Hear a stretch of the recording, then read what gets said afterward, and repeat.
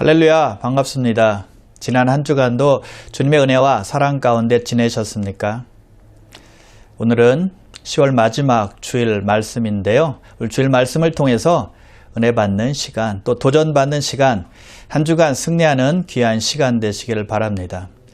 우리에게 주시는 하나님의 말씀은 마가복음 7장 1절에서 23절까지 말씀입니다.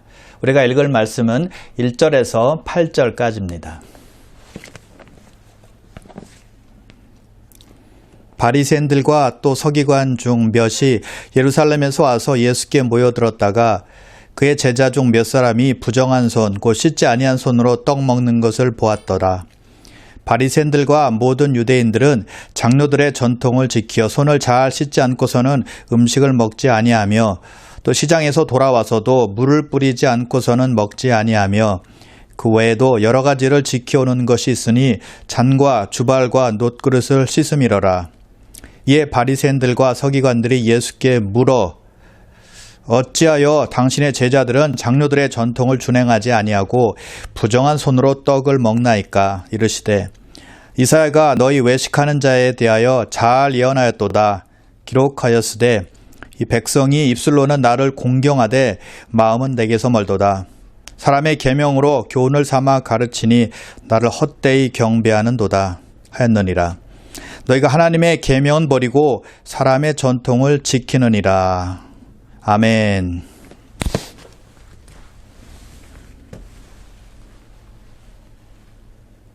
우리 생활에서 내용 못지않게 중요한 것은 형식입니다. 형식이 없으면 내용이 뒤죽박죽되고 질서가 없고 정리가 안 될 것입니다. 예배를 드릴 때 예배 내용만 있고 형식이 없다고 생각해 보십시오. 예배를 인도하는 사람이나 또 예배를 드리기 위해서 참석한 사람들이 혼란에 빠지게 될 것입니다. 그래서 형식도 중요한 것입니다. 그러나 사람에게 형식만 있고 내용이 없다면 어떻게 될까요? 알맹이 없는 껍데기에 불과하게 될 것입니다. 갇혀있는 삶, 의미 없는 삶이 될 것입니다. 예배할 때 내용이 없다면 하나님께서 받으시는 예배가 될 수 없을 것입니다. 그래서 성경은 우리에게 중요한 것이 마음이다라고 말씀하고 있습니다. 오늘은 주님께서 주시는 말씀을 통해서 우리가 깨달아야 되는 진리는 무엇인지 알아보도록 하겠습니다. 1절과 2절에 보면 바리새인들과 서기관들이 예수님의 제자들이 손을 씻지 않고 음식 먹는 것을 보고는 장로들의 전통을 지키지 않았다라고 하면서 예수님께 말을 합니다. 자, 장로들이 세운 전통은 무엇일까요? 그것이 3절과 4절에 간단하게 되어 있는데요. 거기에 보면 손을 씻지 않고는 음식을 먹지 않는 것이었습니다. 또 시장에서 돌아와서는 몸을 씻어야 음식을 먹을 수 있었습니다. 또 그 밖에도 지켜야 될 어떤 전통, 관습들이 많이 있었는데요. 잔과 주발과 놋그릇을 씻는 것이었습니다. 그런데 제자들은 손을 씻지 않고 음식을 먹은 거예요. 그래서 바리새인들과 서기관들이 그것을 보고는 유대인의 전통을 어겼다라고 예수님께 말을 하고 있는 것입니다. 아니, 트집 잡고 따지고 있는 것이죠. 자, 여기 나오는 바리새인들과 서기관들은 어떤 사람들이었을까요? 멀리 예루살렘에서 온 사람들이었습니다. 예수님의 소문을 듣고 예수님의 말씀을 배우기 위해서 예수님을 믿고 따르기 위해서 온 것은 아니었다는 것이죠. 예수님을 책잡고 모함할 근거를 찾기 위해서 온 겁니다. 그래서 그들에게는 주님의 귀한 말씀이나 주님의 능력을 통해서 행해지는 기적 같은 것에는 아무런 관심이 없었습니다. 그런 것이 그들의 눈에 들어온 것이 아니라 오직 장로들의 전통을 지키느냐 지키지 않느냐 눈에 불을 켜고 찾고 있었다는 것입니다. 그럴 때 제자들의 손을 씻지 않고 음식을 먹은 것을 본 것입니다. 트집 잡을 근거를 얻은 거예요. 여러분, 사람은 어디에 관심을 두느냐에 따라서 같은 사람이나 같은 사물이나 같은 사건을 보고도 다르게 반응할 수 있습니다. 우리 마음이 있는 곳에 생각이 쏠리고 집중하게 되어 있다는 것입니다. 그래서 우리의 마음을 어디에 두느냐가 굉장히 중요한 것입니다. 주 안에서 긍정적인 시각을 가질 때는 모든 것을 은혜로 생각하고 감사할 수 있습니다. 그러나 부정적인 생각이나 불만이나 불평하는 마음을 가질 때는 무엇을 보든 늘 잘못된 것만 보게 된다는 것입니다. 왜요? 삐뚤어진 마음으로 보기 때문이죠. 오늘 바리새인들과 서기관들을 보십시오. 그들이 본 것은 한 가지였다는 것입니다. 예수님을 책잡아서 공경에 빠뜨리고 비판하는 일이었죠. 그런 마음을 갖자 그들 눈에 들어온 것은 다른 사람의 잘못된 부분이었다는 것입니다. 제자들의 손을 씻지 않고 음식 먹는 것이 눈에 확 들어온 것입니다. 남이 틀린 것, 부정적인 것이 눈에 들어왔다는 것입니다. 그래서 우리는 우리의 선입견이 사람이나 사물을 잘못 판단할 수 있다는 것을 꼭 알아야 되는 것입니다. 우리가 그런 위험성에 빠질 수 있다는 거예요. 그래서 우리의 마음을 어디에 두느냐가 아주 중요하다는 것입니다. 사람은요, 마음 먹은 대로 말하고 행동합니다. 무슨 일이든 마음이 닿는 곳, 마음 쓰는 곳으로 생각이 향하여 간다는 것입니다. 거기에 집중하게 되어 있다는 것입니다. 그래서 우리 모든 크리스찬들은 우리의 관심, 우리의 마음이 항상 하나님께 열려 있어야 하는 것입니다. 그럴 때 하나님의 은혜와 손길이 우리를 지배함으로 말미암아 우리의 마음이 긍정적이 되고 선한 마음과 넓은 마음을 가질 수 있게 되는 것입니다. 그래서 우리의 행복과 직결되는 것이 바로 우리의 마음이라는 겁니다. 우리가 어떻게 마음을 먹느냐에 따라서 삶의 질이 달라진다는 거예요. 우리의 마음은요, 영적인 세계와 연결이 되어 있기 때문입니다. 여러분, 전기는 눈에 보이지 않지만 존재하는 에너지가 분명히 있습니다. 그래서 전구의 불을 밝혀줍니다. 공장의 기계를 돌아가게 만들어줍니다. 또는 냉장고의 얼음을 얼게 만들어주고요. 컴퓨터가 작동하게 합니다. 우리의 마음도 그런 역할을 한다는 것이죠.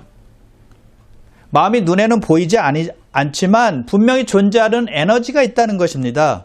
왜요? 무슨 일이든 마음 먹은 대로 말하고 행동하니까요. 자, 즐거운 마음을 먹으면 어떻게 될까요? 즐거워지는 것입니다. 슬픈 마음을 먹으면요, 슬퍼지는 것입니다. 기쁜 마음을 먹으면 기쁘게 살 수 있다는 것입니다. 행복한 마음을 가지면 행복하게 살 수 있고요. 우울한 마음을 가지면 저절로 우울해지는 거예요. 환경 자체는 변하지 않는데 마음이 우울하기 때문에 우울한 환경이 될 수 있다는 것입니다. 그러면 여러분, 언제나 마음을 밝고 아름답고 편안하게 만들어야 된다는 것입니다. 그래야 몸과 마음도 생활도 밝아지고 건강해지는 것입니다.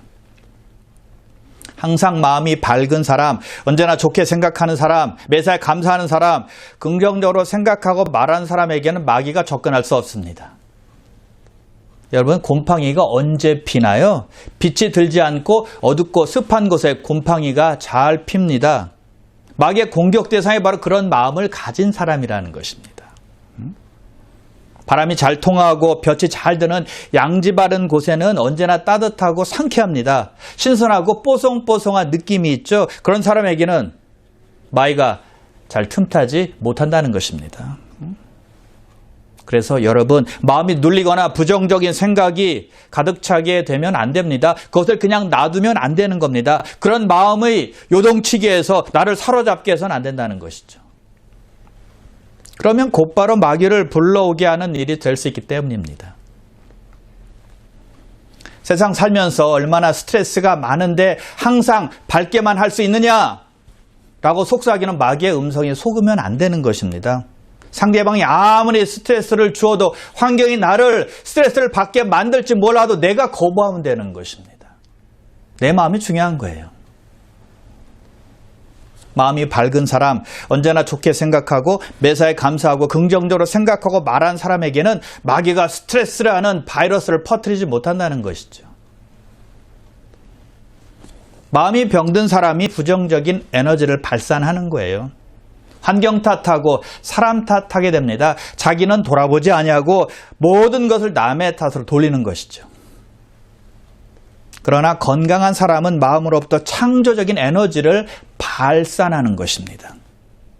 입으로 힘들다, 괴롭다, 안 된다, 우울하다, 죽겠다 라는 부정적인 말이 아니라 그래도 나는 행복해, 주님이 있어서 감사해, 하늘에 소망을 주신 주님 때문에 나는 거뜬히 일어날 수 있어 라고 생각하는 것입니다. 잠언 18장 20절인데요. 사람은 입에서 나오는 열매로 말미암아 배부르게 되나니 곧 그의 입술에서 나는 것으로 말미암아 만족하게 되느니라. 사람은 입술의 열매로 산다는 것입니다. 입술의 열매로 배부르게 된다는 것입니다. 입술의 열매로 만족하게 된다는 거예요. 입술의 열매가 어디서 나옵니까? 마음에서 나온다는 것이죠. 바른 마음을 가질 때 입술로 열매를 맺게 되고 그 열매를 가지고 살 때 만족감을 얻게 된다는 것이죠.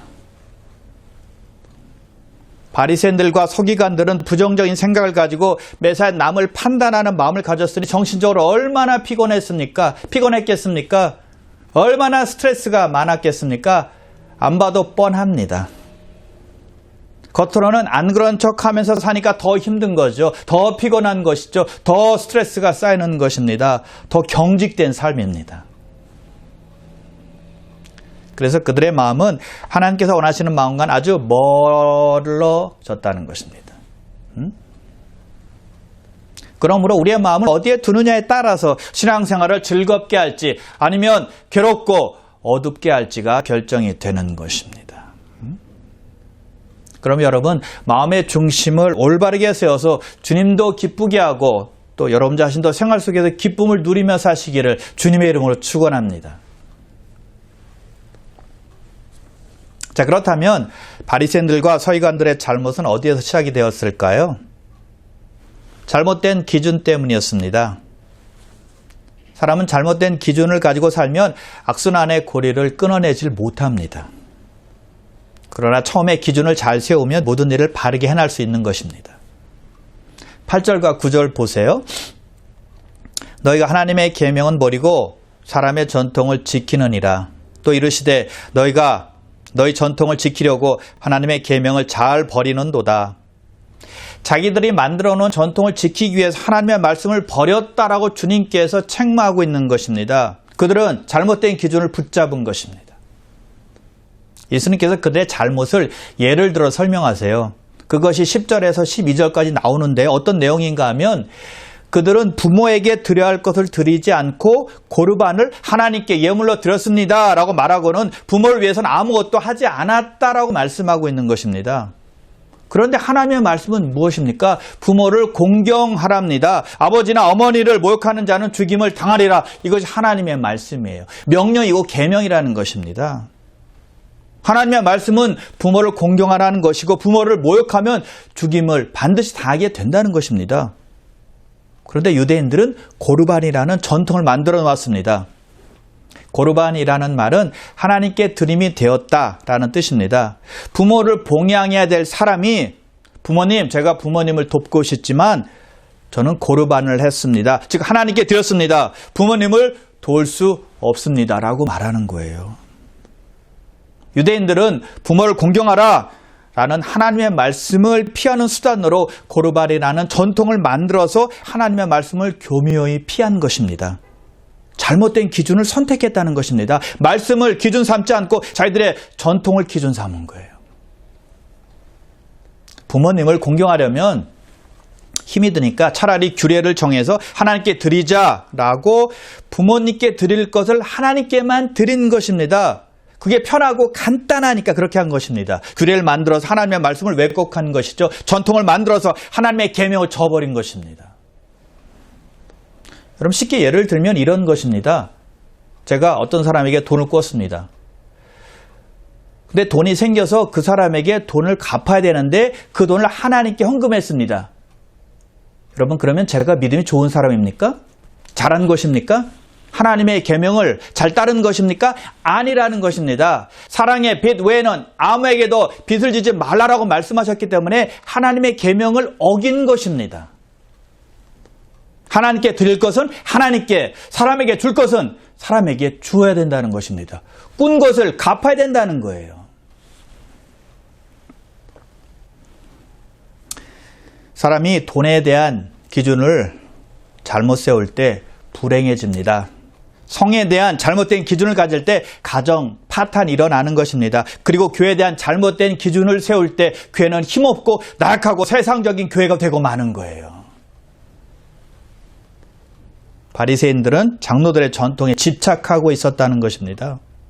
여러분 전통은 나쁜 것이 아닙니다. 그러나 그것은 시대와 환경 속에서 만들어지는 것이고 사람이 만들어 놓은 것입니다. 그래서 절대적인 가치가 될 수가 없다는 것이죠.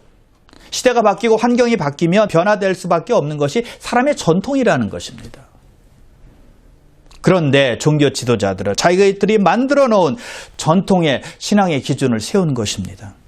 전통을 말씀 위에 놓은 거예요. 가끔 보면 한국에서 갓 이민 온 사람들 중에 미국에 살면서도 한국의 전통을 고집하는 분들이 있습니다. 오래전에 제가 미국에 처음 와서 한국분이 경영하는 그로서리에서 일한 적이 있었습니다. 그 사장님은 정말 좋으신 분이었어요. 근데 단 하나, 늘 한국 얘기만 하셨어요. 한국 전통이 좋다, 한국 문화가 좋다라고 말씀하시면서 미국 문화는 왜 이러느냐라고 늘 불만을 토로하셨어요. 한국식으로 못 사니까 너무 답답하고 힘들어서 그런 불만을 이제 털어놓으신 것이죠. 한국에서는 사람 사이에서 정이 있는데 미국은 너무 각박하다라고 하시면서 넋두리를 하셨죠. 한국의 전통이 좋다는 것입니다. 한국의 문화가 좋다는 것입니다. 좋죠. 그런데 그분이 사는 것은 미국이었다는 것입니다. 기준을 잘못 정하시고 사신 것입니다. 미국에 오셨으면 미국 문화, 미국 전통의 기준을 삼아야 한다는 것입니다. 사는 곳은 미국인데 늘 한국을 그리워하셨다는 것입니다. 그래서 적응을 못하시고 늘 스트레스를 받고 사신 거예요. 그럼 반대로 미국 사람이 한국에 가서 살려면 한국 문화, 한국 전통의 기준을 세우며 살아야 하는 것이죠. 언어도 새로 배워야 되고 한국 문화에 적응을 해야 된다는 것입니다. 미국 전통의 기준을 가지고 살면 본인만 손해죠. 본인만 스트레스 받죠. 본인만 힘든 것이죠. 우리는 기준을 제대로 세워야 한다는 것입니다. 기준을 잘 세워야 바르게 살 수 있고 스트레스를 줄일 수 있고 사는 재미도 있게 되는 거예요. 오늘 바리새인들과 서기관들은 잘못된 기준을 붙잡았다는 것입니다. 사람이 만들어 놓은 전통, 변할 수 있는 전통을 진리인 것처럼 규범 삼아서 하나님의 말씀도 아닌데 하나님 말씀처럼 사용한 것입니다. 아니, 전통을 하나님 말씀 위에 놓고 다른 사람들에게 강요한 것입니다. 다른 사람이 지키지 않으면 비판하고 정죄했습니다. 식사할 때 손을 씻는 것, 시장에서 돌아와서 몸을 물로 씻고 음식을 먹는 것, 잔과 주발과 놋그릇을 씻는 것, 여러분 이런 것들은 하나님의 명령이 아니었습니다. 자기들이 만들어 놓은 전통일 뿐이었다는 것입니다. 그러므로 중요한 것은 본질을 알려주는 말씀입니다. 말씀을 삶의 기준으로 세워야 한다는 것입니다. 말씀을 기준 삼고 말씀에 절대적으로 신뢰할 때 우리는 변화되고 성장할 수 있는 것입니다. 그때 우리는 바로 서는 크리스찬이 될 수 있는 것입니다.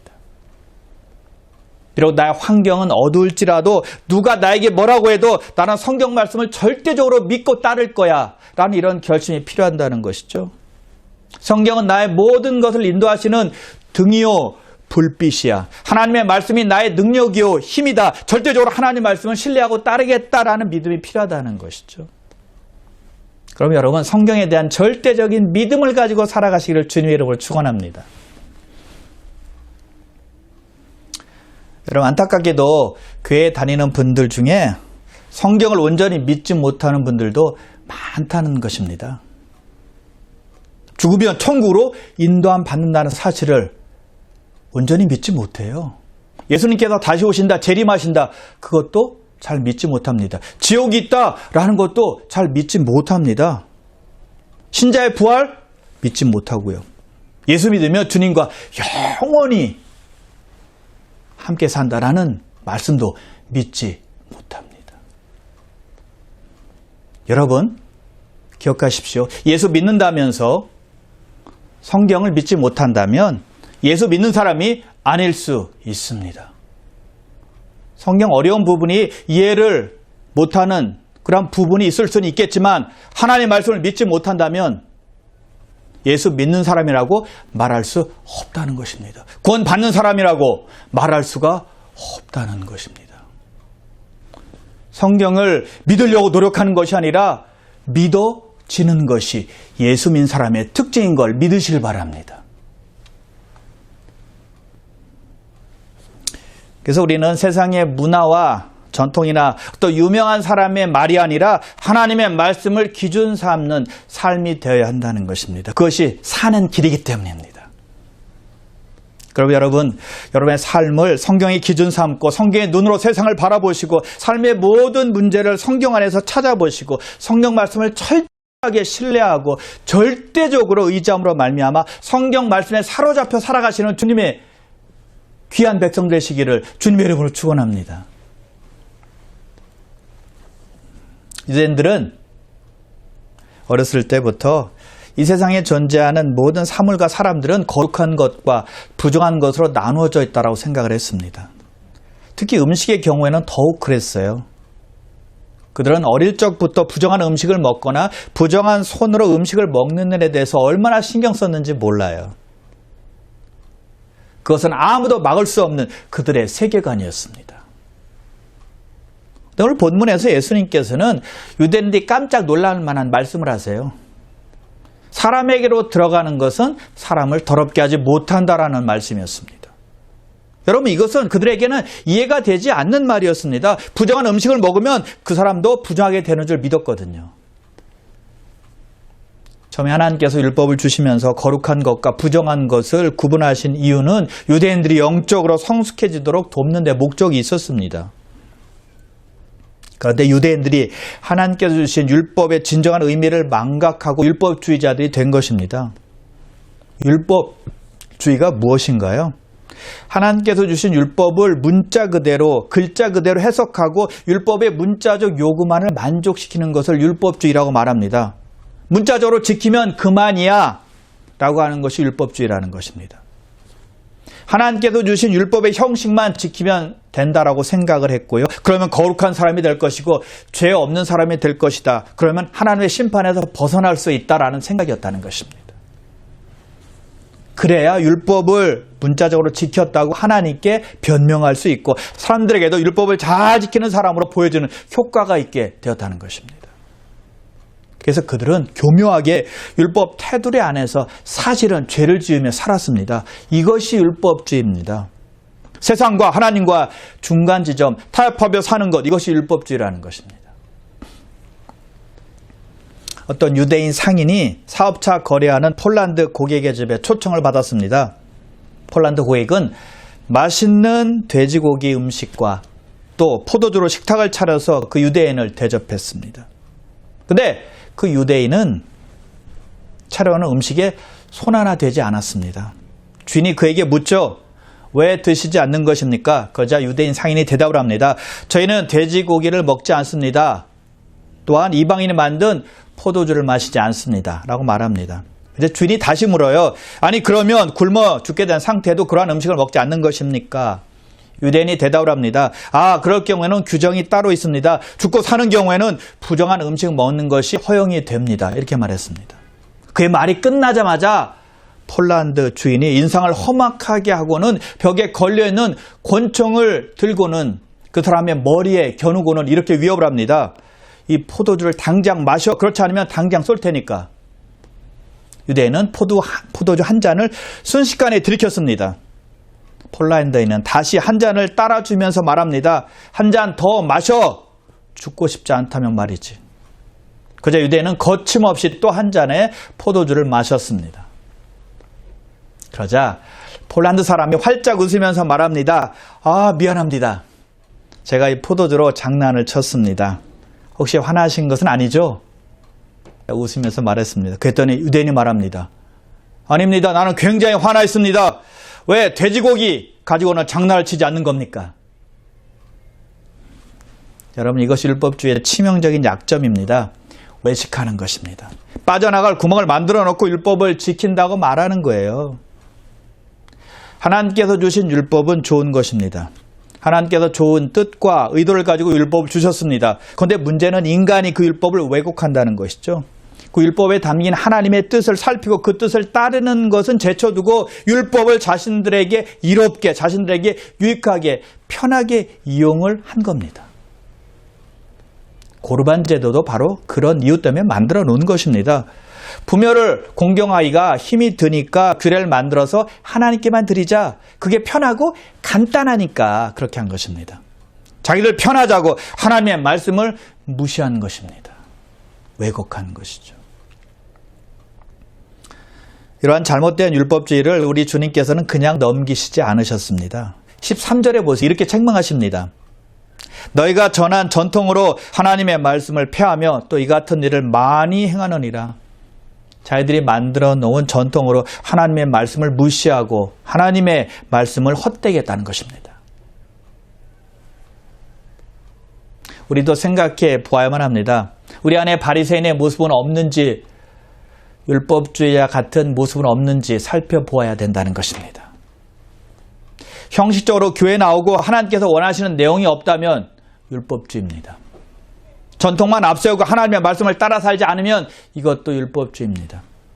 다른 사람에게 보이기 위해서, 체면을 위해서 습관적으로 신앙생활을 한다면 이것도 율법주의입니다. 입술로 수십 번 하나님을 사랑한다고 말은 하지만 진정으로 하나님을 사랑하는 마음이 없다면, 그래서 행동을 옮기지 않는다면 이것도 율법주의라는 것입니다. 그런데 우리는 누구나 다 율법주의적인 모습은 다 있어요. 그래서 오늘 주님께서 이사야의 글을 인용하시면서 우리에게 말씀해 주고 있습니다. 6절과 7절인데요. 이 백성이 입술로는 나를 공경하되 마음은 내게서 멀도다. 사람의 계명으로 교훈을 삼아 가르치니 나를 헛되이 경배하는도다. 입으로 경배하고 입으로 사랑한다라는 말은 하는데 마음이 따르지 않고 행동으로 따르지 않으면 너희가 나를 헛되이 경배하는도다라고 말씀하신다는 거예요.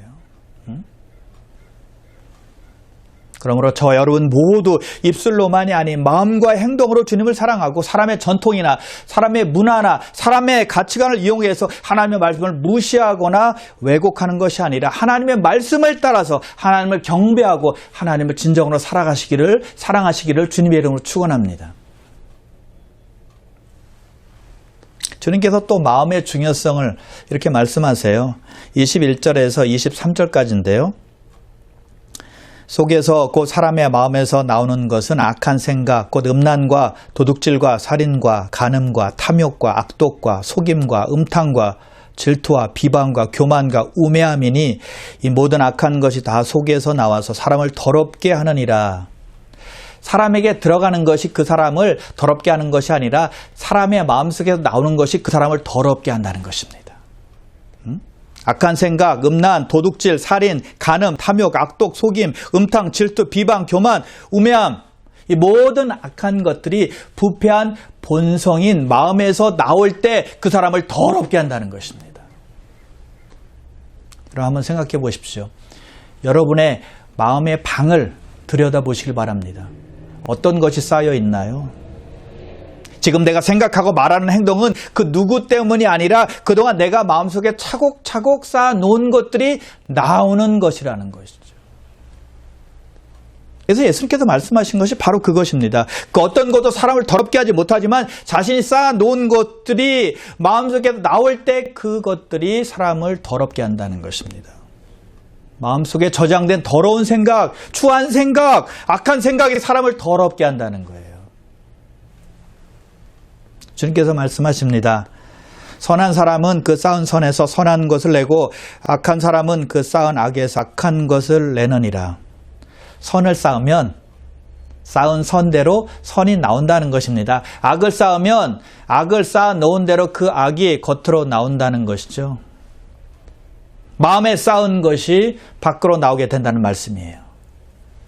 그래서 우리의 마음에 무엇을 쌓아놓는지가 아주 중요한 것이죠. 마음을 깨끗하게 하고 새롭게 하는 것이 무엇보다 중요하다는 것입니다. 그럼 여러분 성령의 열매를 잘 마음속에 저장하셔서 늘 말하고 행동할 때마다 좋은 것들이 넘치시길 바랍니다. 바리새인들과 서기관들은 형식과 전통에 매여 있었고 마음은 하나님으로부터 멀리 떨어져 있었습니다. 그런 사람들에게 하나님께서 말씀하십니다. 사람은 외모를 보거니와 나 여호와는 중심을 보느니라. 우리 하나님은 우리 마음의 중심을 보신다는 것입니다. 혹시 마음이 아니라 형식적으로 하나님을 공경하지는 않습니까? 입술로만 하나님을 사랑하지는 않습니까? 전통이나 관습을 말씀보다 앞세우지는 않습니까? 마음을 다하여 여호와를 사랑하시는 저와 여러분 되시기를 바랍니다. 그러므로 사랑하는 귀한 성도 여러분, 전통이나 형식이 아니라 마음의 중심으로 하나님을 뜨겁게 사랑하시기를 주님의 이름으로 축원합니다. 기도하겠습니다.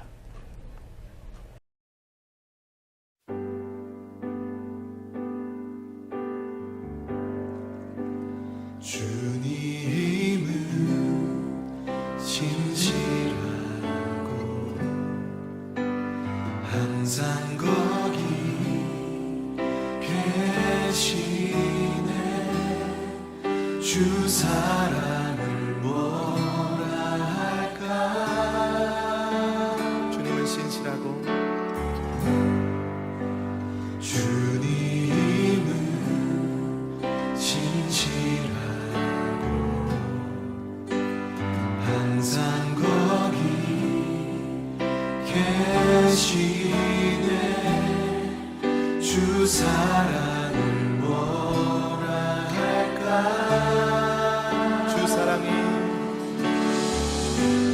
주 사랑이 내 생명보다 귀하고 주 사랑이 파도보다 더 강해요. 세월이 가고 꽃이 시들어도 주 사랑 영원해. 아멘. 주님 사랑 진실해요. 아멘. 아멘.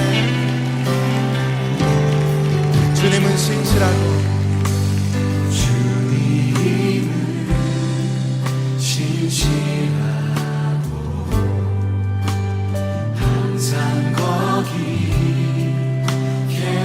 계시네.